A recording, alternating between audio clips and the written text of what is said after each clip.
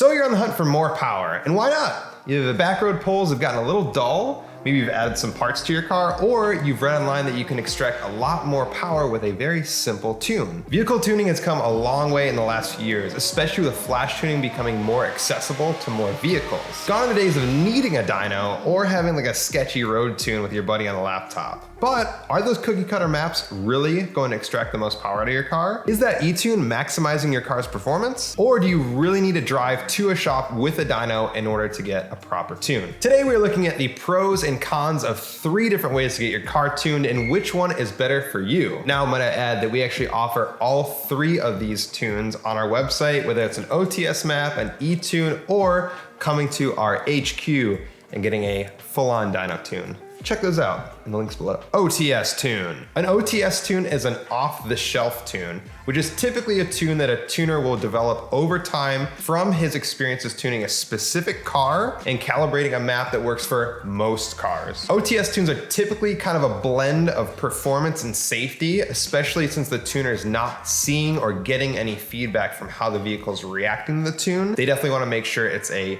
safe environment for your vehicle to operate in. Now the positives are going to be cost. Typically an OTS tune is going to be the least costly because it's a tune that they've already developed. It requires less input from the tuner and they can just send it off to you and it's done. So usually it's gonna be the most cost effective. Time is another positive with OTS Tune because typically the tuner will have that file either already made up or they'll just adjust a few things on a map they have for the mods that you currently have done to your car. On your end, there's no time to drive to a shop, wait for your car at the dyno, or wait for revisions back and forth from your tuner. Now the negatives of the OTS tune will be lack of data. So typically with an ETune, you're going back and forth with a tuner and they are looking at logs of your car. We'll get into more of that when we talk about ETuning in just a moment. With a dyno tune, the tuner is actually with the car. They can hear and use all their senses, look at the dyno graphs, read the numbers that your car is spitting out, and make adjustments or determine based off how the car is reacting. With an OTS map, they don't have that back and forth or communication with the car. It's just a tune for your car to use. And like we talked about before, power is another negative.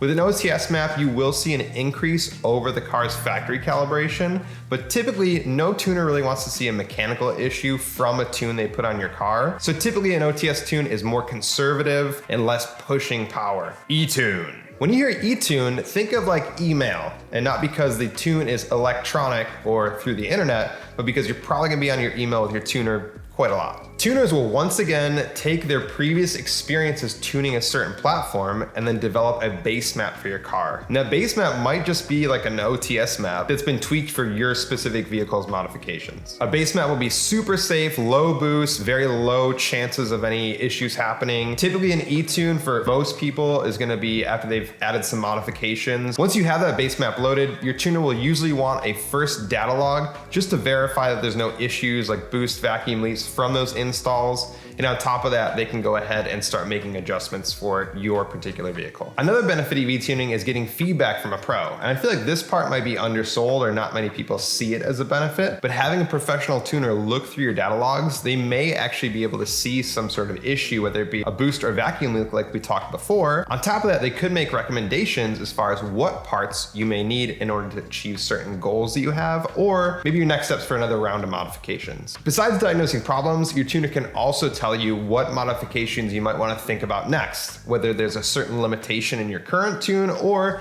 you think about a next round of mods, because let's be honest, you're going to want more power at some point. Negatives. Now with ETuning, there are going to be a few different drawbacks. The main one being you do not get power numbers. And don't tell me that your tuner said it should make this amount or the virtual dyno said this much, because let's be honest, there's really no way to verify that. Monitoring power on a dyno will also show the tuner what changes he's making and how they directly affect the power output. And this could be especially important when trying to hit that sweet MBT spot. Time. Now, ETuning is going to be a lot of back and forth between you and your tuner and your computer and your tuner's computer, and a lot of stuff. With eTuning, there'll be revisions, and this could be 10 plus different revisions. So if you have, say, like a Cobb Access port or a similar data logger, you would put the new revision on your car, reflash it, you would data log certain driving characteristics they want you to do, whether it be open pulls, idling, kind of cruise driving. You would download those to your computer, email them to your tuner, they would look at that data log, revise the map, send you a new map, and you'd start the whole process again. Like I said, doing that 10 times, it might just be a little more than you want to do. Dyno Tune! A dyno is simply a tool to measure what sort of power your car is making before and after certain adjustments. A common misconception is that putting your car on a dyno is going to cause some sort of excess stress that your car wouldn't normally see on the street. This is not true, and it's the same as if you were to drive your car wide open throttle out on the streets, but it is in a more controlled environment. So you have a professional tuner at the wheel, monitoring every result that your car is making, and once again, using their senses, listening for knock, smelling to see if they smell anything. So if anything, I would personally say it might be a little more safe to do than just out on the road. Positive, so complexity with the dyno tune is not gonna be an issue because your tuner is physically there with the car in order to make adjustments. And with some cars,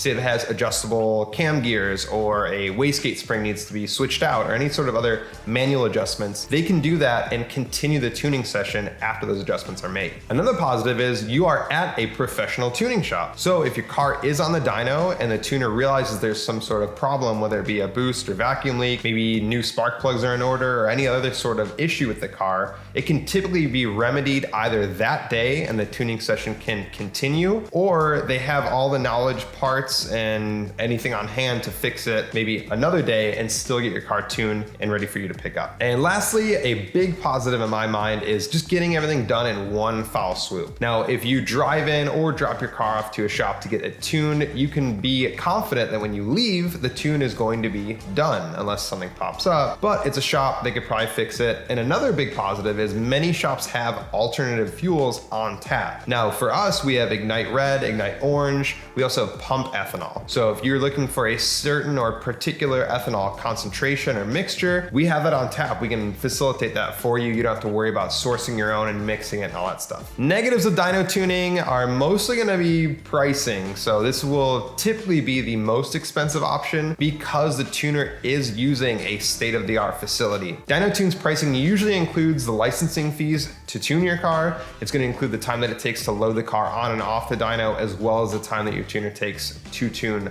on the dyno. And one thing you might not think of is travel. Now, there are many shops that do have dynos, whatever the configuration is, but if you don't have one near you, you may have a bit of a drive in, even a hotel stay in order to get a full dyno tune. So which tuning option is best for you? Now, only you can make that decision because, like I said, there is a cost, time, location sort of barrier to it, but a lot of people online will say that e-tuning is the best. Now, they get good results for not as much as a dyno tune. Personally, for me, I think a dyno tune is worth it to have somebody look at your car, to have somebody be able to make any sort of adjustments or give you some advice on what to do to maximize your tuning session. Like I said, we offer all three. So if you do have any questions about which one is best for your car and discussing that stuff, please call us up. We do have a tuning form on our website, the link's below, where you can ask all sorts of questions or kind of outline what your goals are. I do implore you to use that. Please feel free to leave any sort of comments below and definitely check out our other videos. We have a couple other videos about tuning in particular and some of the stuff about just doing builds here in the shop. Thanks for your time. I appreciate it. Hopefully you will get some tuning success soon, and we'll see you in the next video.